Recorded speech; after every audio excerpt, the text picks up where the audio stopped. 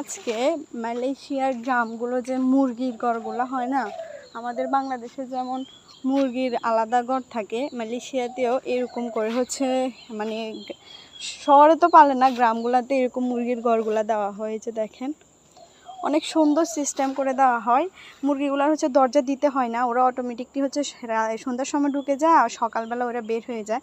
আর ডিম পাড়ে হচ্ছে এরকম বক্স করে দিয়ে রাখে, এই যে বক্স করে দিয়ে রাখে, যখন ডিম পাড়ার সময় ওরা এখানে ডিম পাড়ে, এখানে হচ্ছে ওরা বাচ্চাগুলো ফুটায় আর কি। এখানে আরেকটা ঘর আছে, এখানে হচ্ছে আপনাদের ভাইয়া 2টা মরক শখ করে নিয়ে আসছিল, তো আমি হচ্ছে একদম পিচ্ছি খাই নাই, আমি না খেয়ে হচ্ছে এগুলো বড় করছি। বড় করার পর হচ্ছে এগুলা ডিম পাড়তেছে, আমরা জানতাম না, 5-6টা অলরেডি পেরে দিছে এখানে। এটা হচ্ছে আন্টিদের ঘর, মালয়েশিয়ান যে আন্টিটা আছে ওনাদের। তো আঙ্কেল দেখে হচ্ছে আমাকে বলতেছে যে তোমাদের এখানে তো অনেকগুলো ডিম পারছে। আমি বুঝতেছি না, পরে আনিশা আব্বু বললো যে আমাদের এখানে অনেকগুলো ডিম পারছে। আঙ্কেল বলতেছিল আসলে আমরা